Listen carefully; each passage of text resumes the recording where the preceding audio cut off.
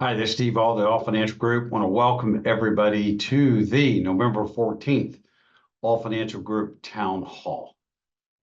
It's been a kind of an up and down since the last time that we met. We had a presidential election. The biggest surprise to me was that we didn't know who the president was at the end of the evening. That was one of my predictions that I know is completely wrong. I did not think we would know who was going to be president at that time. So we're going to go ahead and kick it off. Mel, you're unmuted. Why don't we let Mel kick us off first this morning, if that's okay with you, Mel? Oh, sure. I want to talk about MGDW syndrome. My guy didn't win, or the other guy did win. And it affects a lot of people's ideas about what's going to be happening in the economy. And what I wanted to do was to kind of, we've told people this before, that if you look back at the last 44 elections, the presidential election had an effect either up and then down or down then up, and it's been pretty much a wash after 6 or 8 months. What I thought I would do is maybe give you a visual representation of that. This isn't meant to be the end all be all of the market. I'm just using the S&P 500 as a sampling. And again, most of you don't have all your money invested in the S&P 500 or the QQQ or different things like that. You have a broad spectrum of diversified assets, but just to use something as kind of a scale of looking at it, I'm going to share a screen here with you. And essentially what this is a chart of the S&P 500 for about the last 30 some odd years. And what I wanted to do, I'm hoping you'll be able to see this. This is the election that we were just in right now. And obviously we had, October was a little bit of a dip, and then it came back at the beginning of the month, and then we had a big up on the election day, and then it's been a little flat since then. So not enough time to give a good representation of what I'm talking about. But let's go back and look at 2020. If I can get my scale on here just right. I want to go to November of 2020. There we go. And what you see there is there's a run up. We were in a bit of a downturn a little bit, but there's been going up. And then there was a little dip right in before my arrow there, if you can see it. And then after, it took a pretty big run up. Of course, the big dip down there, that was 22. That was something entirely different. Didn't have anything to do with the election process. But you can see that a little bit of a down and then back up again before the election and after. Now, if I go back to 2016, and I'm trying to get it into November. Oh, just missed it. Okay, November of 2016, you can also see a little bit of a down and then an up. Okay, go back to 2012.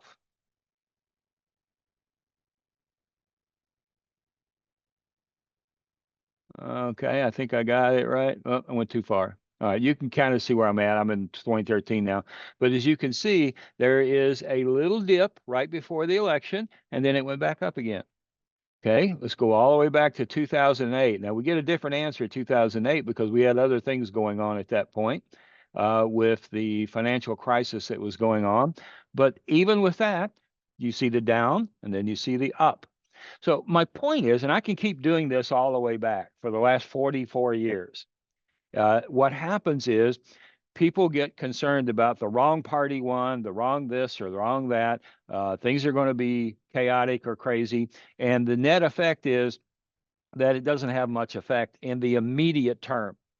So just because of who won just before the election or just after, there tends to be a bit of a washout. And we're 6 months before, 6 months after, we're somewhere in the same range we were without drastic change. Now, other things like financial crisis, pandemics, wars, things like that can have a much bigger effect on that than just who won the election. The other aspect of it is just another historical fact is that when the legislative and the executive branch tend to be with different parties, the performance of the market tends to be better during that 4-year cycle or 8-year cycle. Whereas when we're across the board, either all red or all blue, we tend to get a little bit less of a result. That's a historical factoid, but I'm not sure history actually applies to this particular situation. So I don't know if that's going to hold out with the all red government that we have currently. So we'll see what happens with that. But my main point today was don't panic. This is not the kind of thing that's going to have a major effect immediately with whether you should be in or out of the market or we should change our strategies. We don't have a 3 month strategy. We don't have a 6 month. We don't have even a 1 year strategy. What we're looking at is 10, 15, 20, 30 years of history. And if you look at that on this scale right here, you can pick just about any time you want to in here. If you're looking at 5 to 10 years, you pretty much see a generalized upward swing in the markets over time. So based on historical performance, if we have a good diversified plan, it's well monitored, it's well managed, and we give it time to do what it's supposed to do and don't do knee-jerk reactions, we tend to be better off in the long run. And that really was the gist of my presentation today, is that we have a long-range plan and short-term bumps don't have that much effect on it. That's mine. Thank you very much, Mel. As we go through it, not very many calls in that area, but we have had some. So appreciate you giving the feedback around that. And Mr. Will, are you ready to go ahead and take off now? Yes, thank you so much. So today I am going to use a little bit of Mel's topic, but also jump into Steve's field. I am not going to go too much into weeds just because we know Steve is the expert here, but I will talk about taxes, right, in Social Security and retirement income, especially right now, like Mel was saying, after the presidential run-up, the actual president, the president right now, talk about a lot about taxes. So we have a lot of clients coming to us and saying, what is going to happen? Or we're trying to put a big picture for them. And we're like, well, we still need to wait a little bit because we don't know the changes are going to happen in the next year. So a lot of people are scared about how much my retirement income is going to be taxed. So I am going to talk about the 5 points. Whenever anybody, if you talk to a friend, or especially probably right now in all the gatherings, in the football gatherings on Sunday, I bet one of the main topics is going to be retirement and taxes. So first of all, you need to understand the taxable income in retirement. Before coming here, I talked to a lot of clients that they didn't know that retirement income, Social Security, 401ks, IRAs were taxable. Sometimes they're like, well, I save and I am not going to be taxed. They said probably they're going to tax me a little bit. But something that Steve said yesterday in one of our seminars is your taxable income is not going to decrease just because you are used to a specific lifestyle. So for you to decide to retire, you're not going to cut $2,000 of your budget every month because you are retired right now. You want to keep doing that. So you need to understand how your income is taxable, your retirement income, your Social Security. When is a great time to take it? If you have a spouse, it is better to take it both right now, or it's better for me to take it and my spouse to take it few years later. Pensions. We're dealing with a lot of pensions right now, especially clients that work in unions. Those type of retirements or incomes, they need to be analyzed. So before you take a step forward and think to retire, think to speak with someone that knows all around. That's why we are different.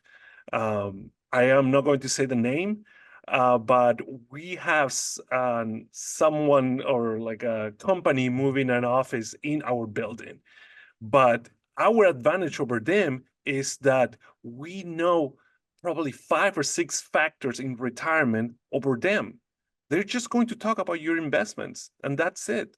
And I will challenge someone, if you have a person, an advisor that is making you money, perfect, but ask them about taxes, ask them about LTC, ask them about what are you going to do with your pension that's coming right now, how it's going to be taxed, how are you going to pass this money to your heirs, all that we provide an analysis whenever you come to, with us.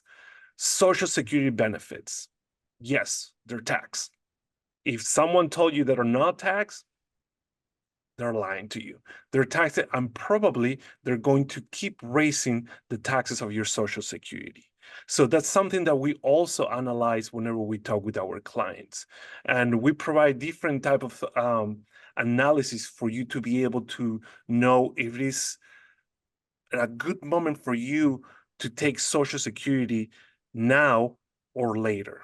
That's analysis that we provide for our clients. We have strategies to reduce the tax burden, right? Sometimes it is so overwhelming. And I will tell you, we always talk with our clients, and every time we meet with a new prospect, a new client, we need to divide our appointments in three, because all the information that we provide you is so much. And I will tell you, today I was a little scared. We were talking with one of our clients, and I saw him touching his face and closing his eyes, and this is overwhelming. That's the whole reason we're trying to put different stages for you to understand. That's why our new clients, we meet quarterly for you to have that consistency to understand why are we doing this for you. Also, the role of requirement minimum distributions. This is a topic that we always talk with our clients, because sometimes you have inheritance IRAs, you have you are in the time to take required minimum distribution. It will affect your taxes or not. It is smart to bring like RMD that it will affect your taxes for later or for now, or sometimes it's not. Like Steve was saying, your tax person, sometimes people that CPAs, they talk or they look at your taxes for that year. We look overall, we look how these taxes are going to affect you or your required minimum distribution in the next 5 to 10 years. And also, we provide a tax efficiency idea whenever we talk about any type of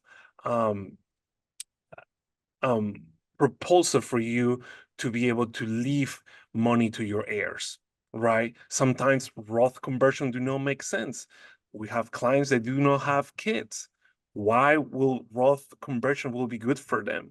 They are not going to leave money to direct heirs. So all that is the analysis we provide to you. This is the plus we provide to you every time you come into our office. So like Mel said, calm, be calm. This is a transition.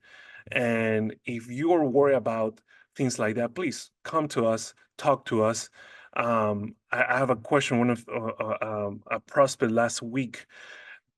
The first time you come here, it is something that it doesn't have any price. Like, we talk to you, we want to know you, we give you an idea how can you be successful in your retirement. So that's my 5 cents today. And yeah.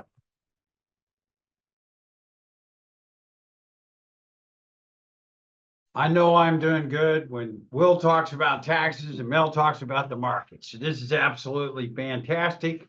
So I'm coming in here and going, okay, they've already talked about my topics. What am I going to talk about today?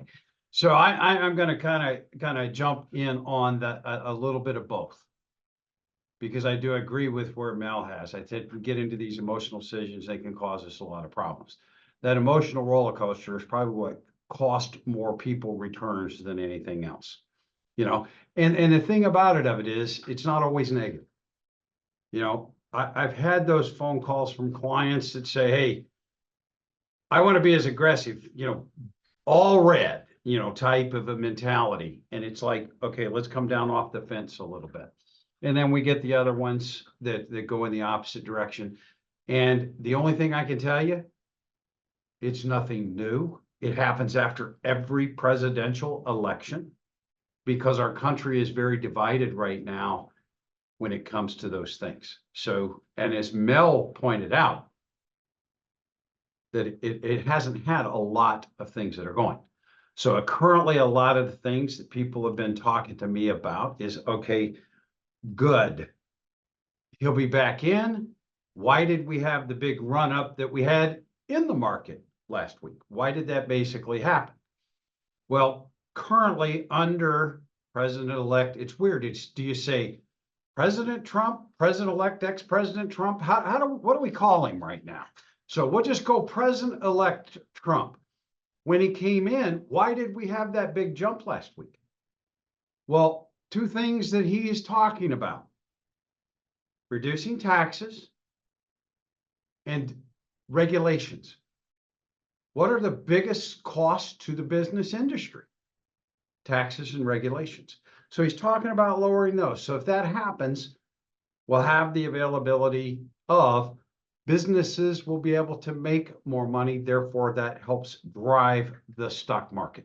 So it goes from there. Higher taxes. If they're going to make the same amount of money for their stockholders, they're going to pass that on in cost. So that means increases to us.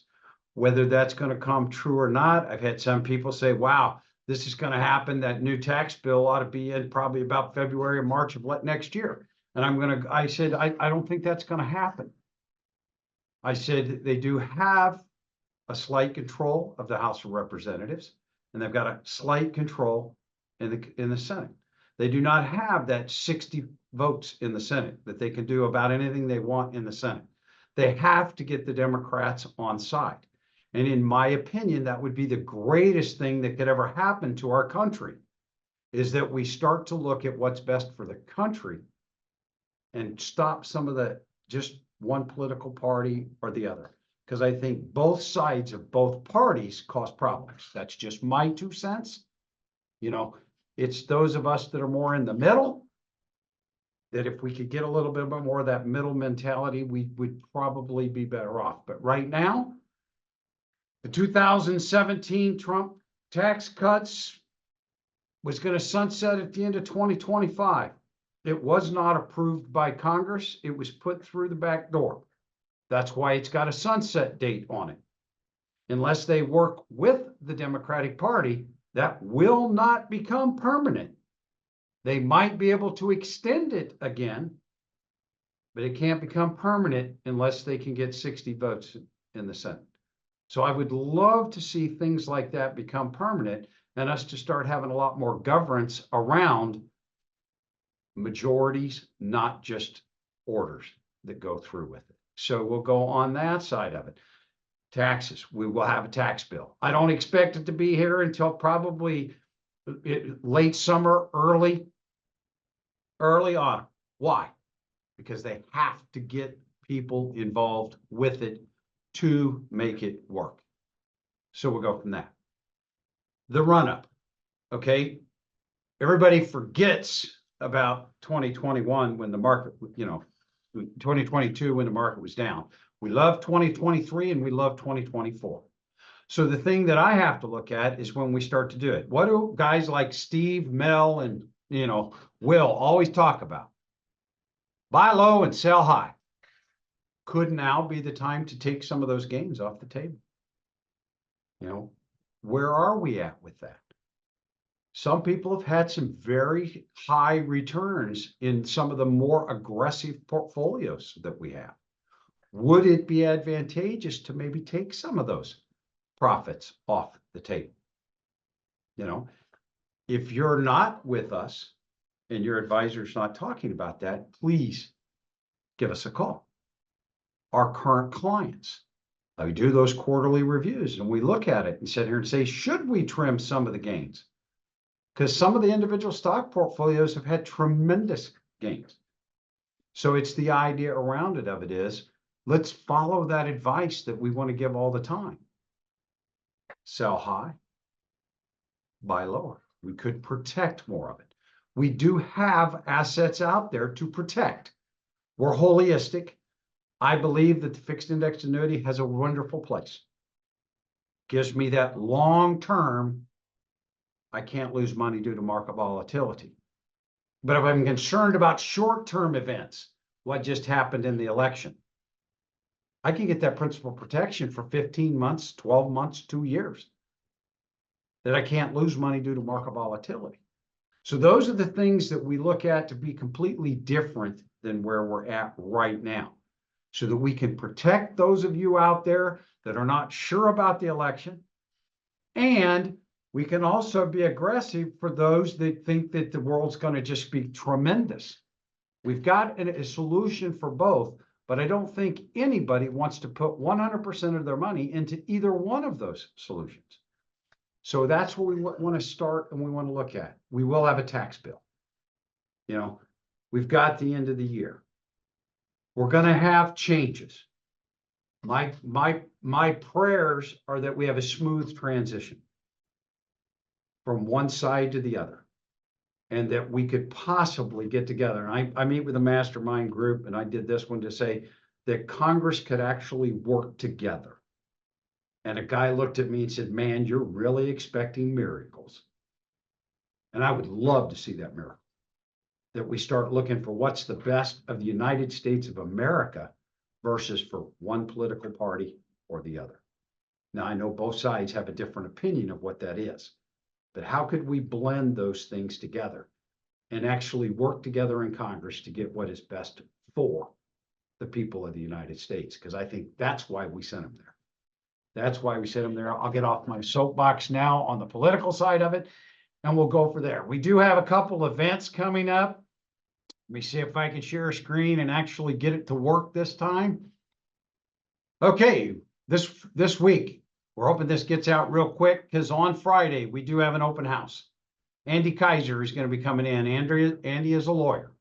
He's a lawyer that we use in the cases that are not necessarily what I call I love you, wills, and trusts.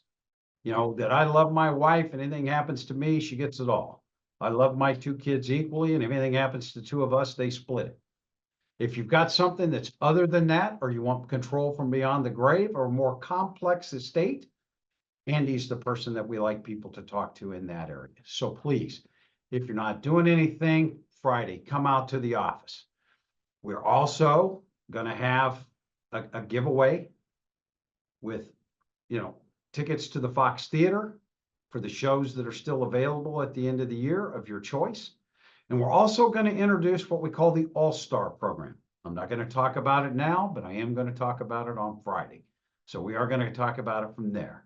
Then in December, Mel and Will are going to be putting on December the 3rd and the 5th, presentation on Social Security at Stone Summit out in Wentzville. The reason why we like doing Social Security on a regular basis, it does not matter whether you're at in the asset class world, Social Security will be a part of your life. So we can talk about what's the best thing to do around Social Security. So if you know somebody that could be advantageous to come to, please have them give the office a call. If you'd like to come with them and you're a client, please give us a call. As long as we have seats, we will make that seat available for you. So those are some of the things that are coming up. And I would just like to say thank you very much. The next one is right around Thanksgiving. So I do not think we're going to be doing a town hall 2 weeks from now. So we're going to take we won't see you again on the town hall for about a month. But if you have any questions, please give the office a call. Let us answer your questions. If no matter what it's about, give us a call, you know, and I'd like to say thank you for everybody that's referred family and friends. We just want to welcome everybody to the Aul Financial Group family. Thank you very much. And I'm going to go ahead and stop the recording.